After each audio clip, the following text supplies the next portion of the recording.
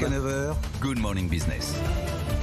Il est 7h44, nous sommes donc avec le directeur général de Valeo, Christophe Périllat, bonjour. Bonjour. 110 000 salariés dans 29 pays et un chiffre d'affaires que vous venez de publier, donc de plus de 20 milliards d'euros, un bénéfice net de 230 millions d'euros. On revient petit à petit à la normale, notamment en matière d'approvisionnement, de pénurie. Est-ce que vous avez l'impression que, ça y est, la vie d'avant est en ligne de mire désormais ?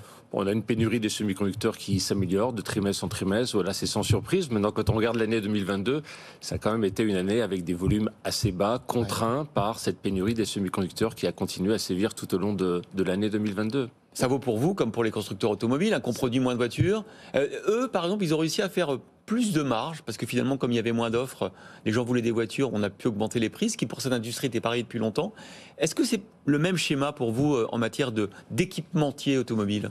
Non, c'est pas tout à fait le même schéma, puisque nous avons des prix qui sont définis par des contrats et que ces prix ne dépendent pas des volumes. Ah ouais. Les vents ont été très contraires en 2022. Quand on regarde ce qui s'est passé dans notre industrie pour les équipementiers, vous avez beaucoup d'inflation, vous avez cette pénurie des semi-conducteurs qui a contraint les volumes, il y a eu les confinements en Chine, il y a eu évidemment la guerre en Europe et ses conséquences. Voilà, ce qui est très positif dans ce qu'on a pu annoncer hier dans nos résultats, c'est que malgré ces vents contraires, on a réussi à tenir tous nos objectifs. Et c'était important parce que c'est l'année 1, c'est la première année du plan stratégique de 4 ans qu'on a annoncé, que j'ai annoncé au début 2022. Alors vous avez parlé de l'inflation, est-ce que vous l'avez répercuté dans vos prix ? Et si non, est-ce que vous allez le faire cette année ?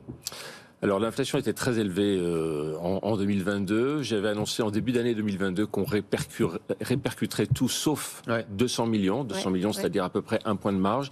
C'est ce qui s'est passé. Donc on a réussi à répercuter, à augmenter les prix, c'est ça que ça veut dire, à augmenter les prix auprès de nos clients à concurrence de 200 millions, c'est-à-dire 1 point de marge. L'inflation nous a coûté 1 point de marge en 2022, un point de marge qu'on récupérera avec le temps. Il y a toujours un tout petit peu de latence dans les discussions, les négociations commerciales. Alors Valeo, c'est un grand équipementier mondial. On était avec votre concurrent Plastic Omnium il y a 2 jours. On voit à quel point cette transformation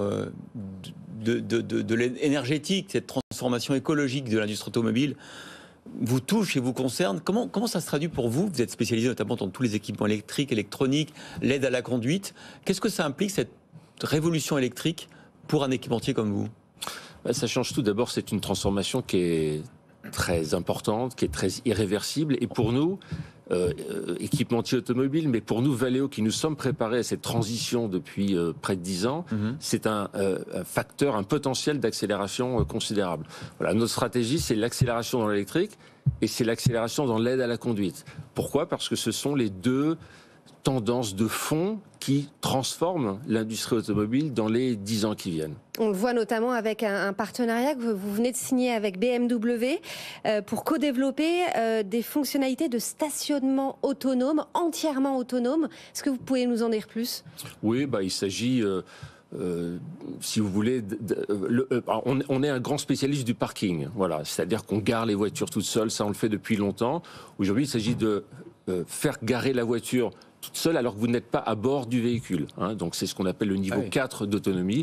Donc vous laissez votre voiture et votre voiture va se garer, une sorte de valet de parking appliqué dans les villes. Et ça, c'est horizon quand qu'on pourrait retrouver ça ? C'est dans quelques années, 3-4 ans, c'est le temps qu'il faut. Oui, 3-4 ans, c'est le temps qu'il faut pour développer ce type de technologie. Alors vous parlez effectivement de la voiture autonome, on sait que c'est un peu l'enjeu. Qui va fabriquer le cerveau des voitures ? Est-ce que ce sera vous ? Est-ce que ce sera les constructeurs automobiles ? Ou est-ce que ce sera les GAFAM ? C'est la grande bataille des prochaines années. C'est une co-construction. C'est pour ça que c'est toujours assez compliqué d'expliquer exactement qui fait quoi. C'est une co-construction. Mais si vous regardez Valeo, 40% de nos ingénieurs sont des ingénieurs logiciels.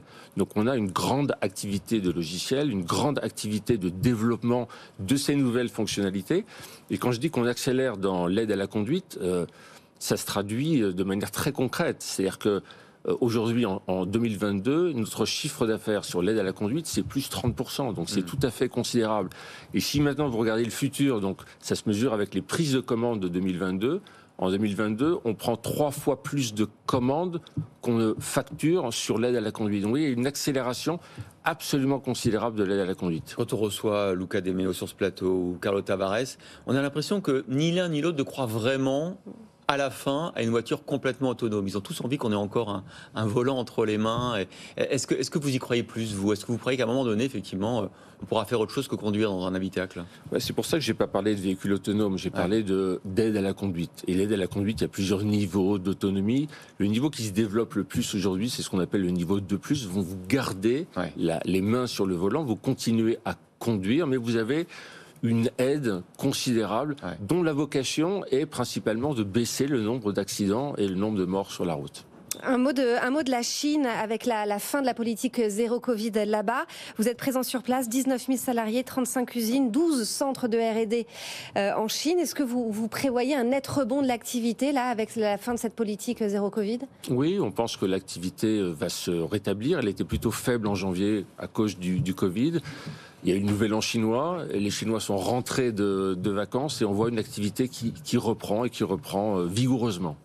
Merci beaucoup Christophe Périllat. Je rappelle que vous êtes le directeur général de Valeo, spécialisé donc dans l'aide à la conduite et dans les capteurs aussi.